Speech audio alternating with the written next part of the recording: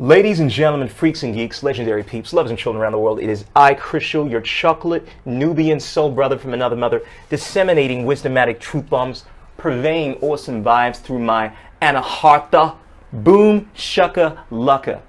Now, a few days ago, I watched one of the best videos that I have watched on the topic of the V word, veganism.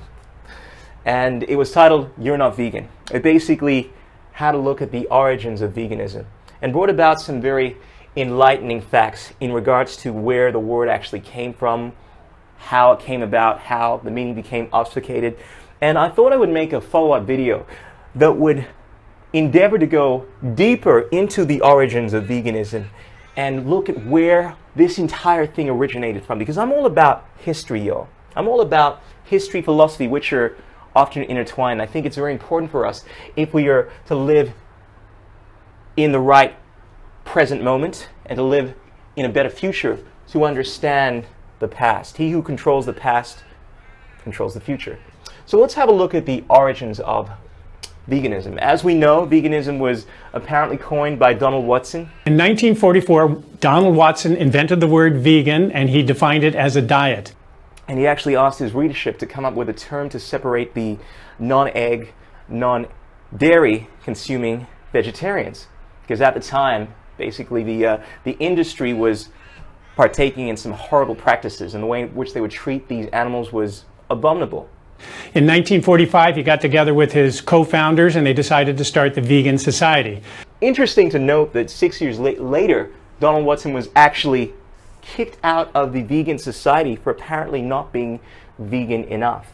That the definition, at least the idea that he had of veganism, was not as militant, in line with the Leslie Cross definition. Leslie Cross was a abolitionist of some sort who came into the whole vegan vegetarian scene and was so disgusted with the level at which some of the other members of the society would take this whole approach to nonviolence that he wanted to take it to another level. In 1946, it attracted the attention of what today we would call some animal rights activists. And one in particular, a guy named Leslie Cross, who was sort of an animal rights extremist, very kind of strident guy, joined the Vegan Society, and he had this idea that, hey, it shouldn't just be about diet, it should be about animal rights.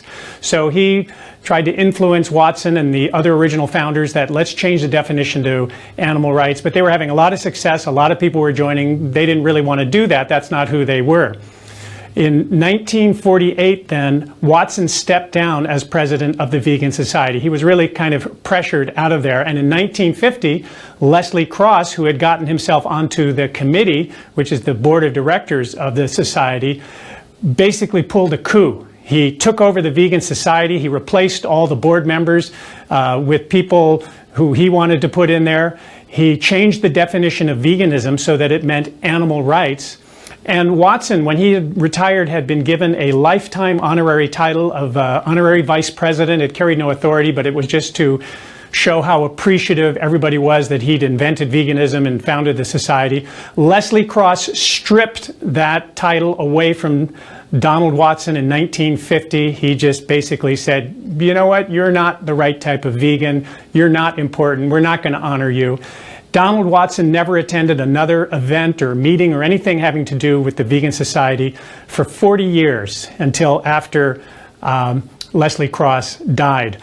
Now, whereas in the other video they went into more about the recent history of vegetarianism and veganism, about how even 100 years before the vegans were doing this, the Vegetarian Society had adopted this whole approach of non-violence, whereas it wasn't just required for people to abstain consuming animals, but they were also practicing ahimsa, trying to go about not supporting organizations that were complicit in doing horrendous things and trying to minimize the violence that they did.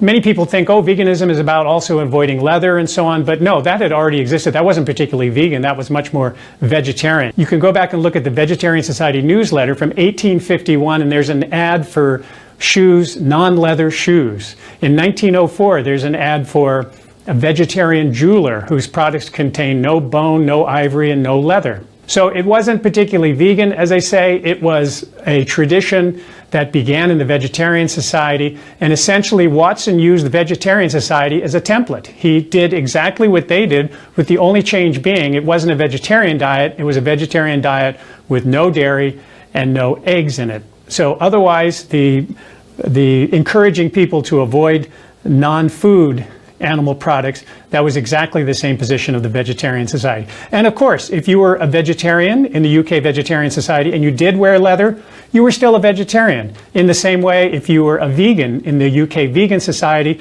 and you wore leather, you were still a vegan. Watson was just continuing the same policy as the UK Vegetarian Society, and he was still very active in it. He was still the secretary of the Vegetarian Society of Leicester, where he lived. So Watson, in essence, said if you eat a vegetarian diet, you're a vegetarian. If you eat a vegan diet, you're a vegan.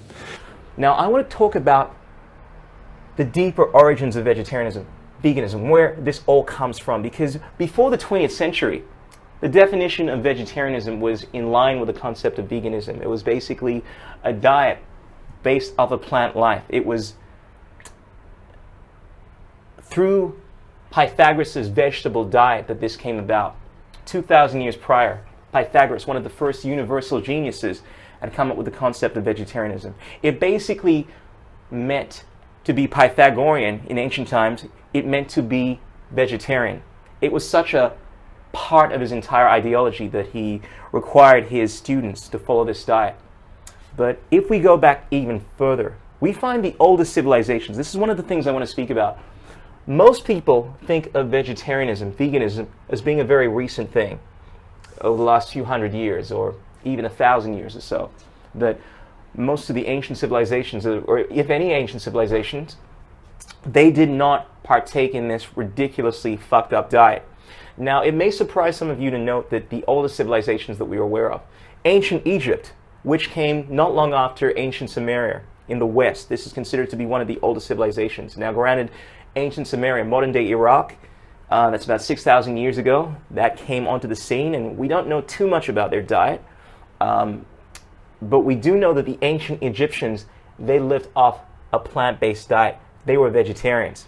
And whereas we suspected they were vegetarians and some of them ate fish, not long ago, through Huffington Post, they actually discovered some mummies and did some scientific tests to determine that the diets of these Egyptians was actually of a pure vegetarian diet, a vegan diet, basically. Of course, the ancient Egyptians had honey, but as I mentioned earlier, the definition of vegan, according to Donald Watson, was non-egg, non-dairy eating vegetarians. So we can trace this back into ancient Egypt. This is many, many thousands of years ago. And if you guys want to hear the true origins of veganism, of vegetarianism, we can stretch this back even further. 9,000 years ago, into the oldest civilization, at least according to the Vedic records that we are aware of, ancient India, the Indus Valley. Now, their priests, they're called the Tirthankaras, I believe. They were this warrior class of people that were all about violence and war, and they, of course, eat animals. But as they became more meditative, they became more conscious, aware of their surrounding environment, they changed their attitudes. They started to appreciate life in all its forms. And of course, they didn't define their diet as being vegetarian. And granted that for many thousands of years, giants have been vegetarians, they took these changes upon themselves because as they grew in consciousness, as they became more sensitive towards their physical, metaphysical environment, they realized just the insanity of killing living animals in order to consume when they did not need to. And therefore, they changed this approach they had, and they became vegan vegetarians, which before the 20th century was pretty much the same thing. So we can trace back the origins of veganism, pure vegetarianism, which I like to call it, back 9,000 years ago to the onset of one of the oldest civilizations. Interesting to note. And I also want to chime in here and talk about how the obfuscated meaning that we tend to have, at least by some vegans within the community, of taking it upon themselves to criticize anyone that is not taking ahimsa to the level they are. Is abortion vegan? Are guide dogs vegan? This makes veganism look like a kooky kind of religion, like a cult, like it's a philosophy that you have to apply to everything in your life, which is nonsense.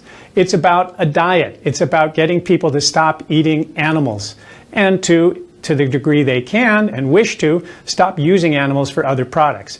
But it's mainly about food. And when you start saying that, oh, vegans need to vote in this political party, vegans need to do this in their life, something totally unrelated to food, you're making us look like loons. You're turning people off, you're turning people away, and veganism remains this little small kind of fringe thing on the side instead of growing like Watson wanted it to.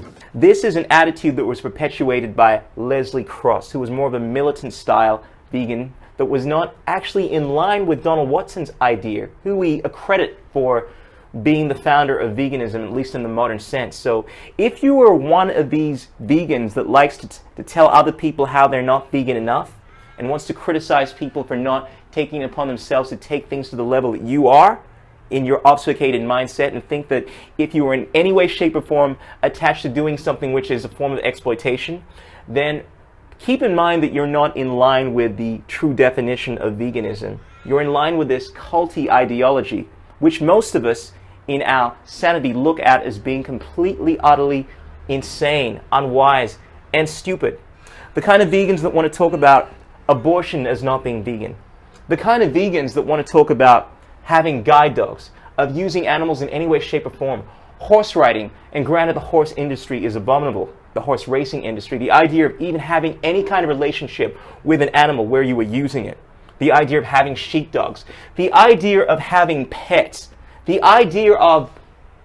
I read an article just a while ago about there being certain pro-lifers that believe it is immoral to masturbate because by ejaculating, you are depriving these spermatozoas of their life. This is the kind of thinking that I find within spectrums of the vegan community. People that take it to this ridiculous level. It is compassion gone crazy. It's not even compassion. You are taking things to a level that is absolutely insane. Most of us that are of a balanced mindset have a balance between left modalities, so I mean reason and logic, and right modalities, intuition, harmony, heart-centered thinking.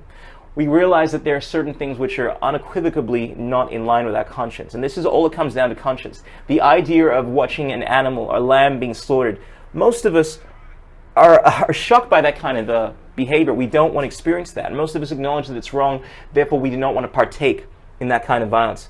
But the kind of people that want to see everything as being immoral, the idea of using eggs from a chicken that has lived in your backyard, the idea of milking a cow that you are taking care of, the idea of gaining interest even. There are some people that want to consider this a form of exploitation, of charging interest. If I lend you money and I want to gain some kind of interest from it, that is a form of exploitation. People that want to take this ideology to that extreme, I would invite you to consider whether or not you are being a culty lacrosse vegan, or more appropriately, being completely retarded, and whether or not you should try to bring your attitude more in line with heart, reason-centered thinking. It's called the lost word. It's this attitude where you take it upon yourself to apply both, not only logic, but also heart-centered thinking into the equation. Try to find a balance between what is coming out of yourself, that which you're expressing. So, ladies and gentlemen, I want to leave it there. I'd highly recommend checking the video, You're Not Vegan, if you want to gain a better understanding as to the history of the word veganism, vegetarianism, and I would invite you all to try to not to be so judgmental, to encourage people to bring themselves up to a higher standard, but to also understand that we are all caught up in this industry. If the abolitionists of the last few hundred years had taken on the approach that some of you want to adopt, where they had simply just avoided purchasing items that were created by slaves and not having any slaves, then we would still be living in a world, I believe, full of black slaves. But what these people did was they brought people into power. They built the Underground Railroads. They got people to champion their ideas. They passed legislations to change the current paradigm, rather than just refusing to partake in the slavery. Bearing in mind some of the greatest abolitionists, Benjamin Franklin, had slaves because of the current system. It didn't mean that he was a bad person. In fact, he devoted his life towards abolishing slavery. However, because he could not guarantee the safety of his slaves and they wanted to obviously partake in his environment, he was part of slavery. And of course, he wanted to abolish it. Therefore, he took it upon himself to change the current paradigm, which is something that we should all be doing, striving to change the system without behaving like douchebags, without making people not even wanting to be associated with this title of the dreaded V word because of the few people that take it upon themselves to take it to this ridiculous level. I don't even like calling myself a vegan these days because of the insanity that is perpetuated by so many people within the movement. I prefer to just use the term pure vegetarian. I'll not even call myself a vegetarian and simply say I'm a human being. Because the reality is there will always be people that take it upon themselves to obfuscate the meaning of things and take things to a level that is absolutely insane and makes other people look foolish.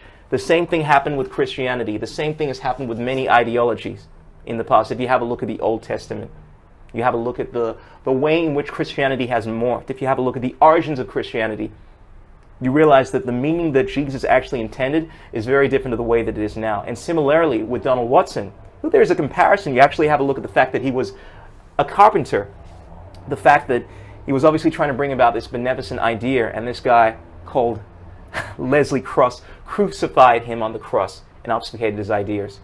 Something to think about. Ladies and gentlemen, peace out, keep it real. I'm signing out. This is Crucial. Life's purpose is to feel joy.